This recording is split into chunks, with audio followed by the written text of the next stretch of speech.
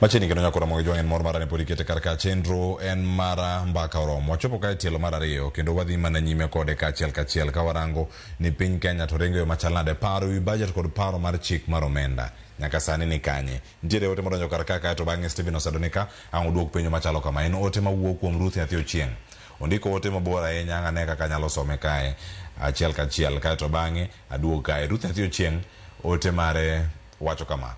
An gi pacha neno ka public participation en wacha nikech jopiny aya nikech owacho kanyo ni jopiny ma pachgi waka oteno kenda some an gi pacha aneno ka public participation en mana wacha nikech ka jopiny ma pachgi liwo chope all mondo gol pachgi tok migi thuolo mano mar wuoyo kata mar wacho weche moko bende iloro negi oko. Pach jopiny ok count ga en ketho saa gi thuolo weche te norumo ga od bura modongo to kanono kiyuda e oyo mabinago Clovers page na nipo nono ni jopiny okwedo chik omenda in public participation level bende lokruok nyalo bedo koso ang'o manyalo timore to ka jopiny ok otimo public participation kaka nyocha waneno Migori cha bende owinjo chik omenda no odhi nyime koso owinjo bed stopped immediately. Pend chik to wacha ng'o ewi wach no alotwa kanu moja ina ko Ruth Nyathi Ochieng' achako kodi ma en process mantiere kachiel kapok adhi ote mar Lazaro Kanyambok awinya ne pach Stephen Osedo. Erokamano ahinya Cleo to Ruth penjo maber nikech king'iyo weche mag public participation en wach ma lich ahinya nikech kama wantie sani endi chal ka gima pach jopiny ok kawo motegno ka iloso weche mag budget. Adamiyo jo thurwa mana back history in 2023 ama iga mar 2023 ne wan gi finance bill. Finance bill mar 2023 ni no propose among other things the housing levy. Unyalo paro. Housing levy mawacho masane ningiso wane gero ga ng'o affordable housing.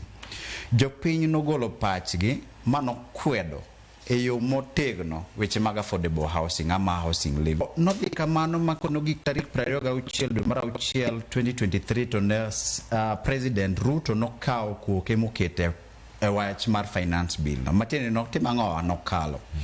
To wan kaka jok mane fuatilia ama mane luwo weche gi mochiegni kabisa nwakawo wacho ni okay nwatimo public participation donge mane Finance and Economic Planning Committee motel ne gija od bura mar Molo Kuria Kimani nogolo report mowacho ni ewi public participation proposals man wayudo proposals 1,284 iwinjo to I took interest kaka organization ama as an individual ni eji 1,284 ni weche gama submissions adi am proposals adi managi accept managi yiego tadi managi timang'owa managi reject to managi reject benegi miyo wa reasons momiyo negi timang'owa negi reject kan timo that analysis no yudo ni out of the 1084 proposals mane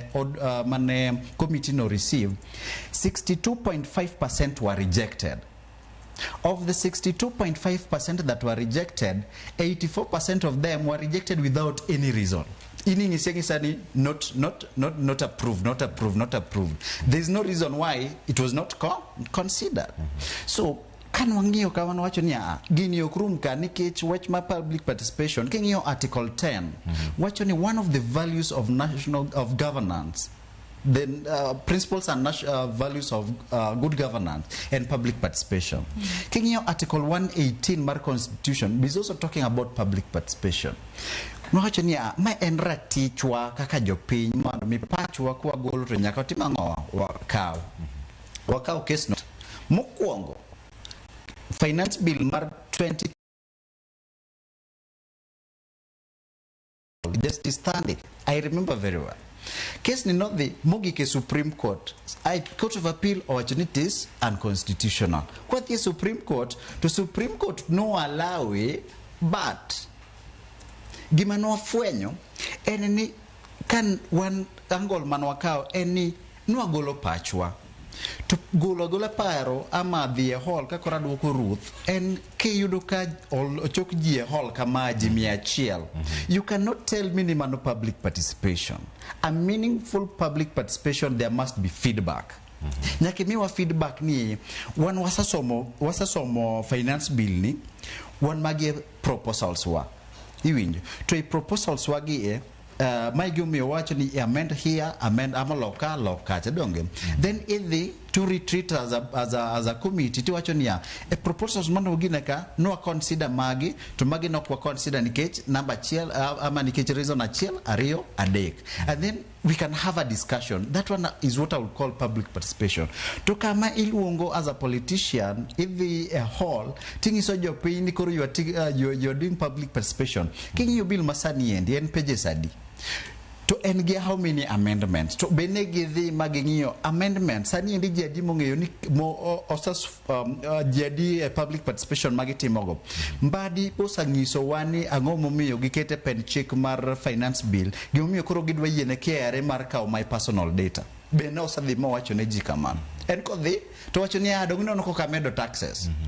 No, it's not about adding or increasing or reducing taxes. It's about the nitty-gritties, the details of the finance bill. Sani endi ka pen chik nyokalo to KRA M-Pesa ni KRA biro bedo mana ka ng'iya kama. Nia alufachiel modonjo ni owuok kanye beno chulo ushuru. Ng'ama nyali yie gima kamano. Koro nyaka kik wawuondre uru ni koro kwaneno ka ji odhi ochung' ewi mtokni otimo those roadside barasas and barasas ni koro mano public participation. No.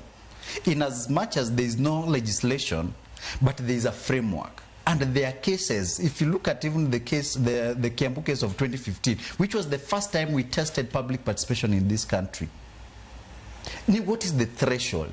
Feedback is very important, and that's why to date I'm still very disappointed with our Supreme Court. Supreme Court, which is the highest court of the land. Nisa ni anka golo pacha tokocho ni nyaka koro bunike miya duogna feedback ka pacha na consider kata okutiyo. What is that? Then why should I participate? Cleo kana mi abira mi wach. Apenyi ni Cleo to okiola kodi cha dhigo wuoth to kayudo duoko kuomi. Is that communication complete?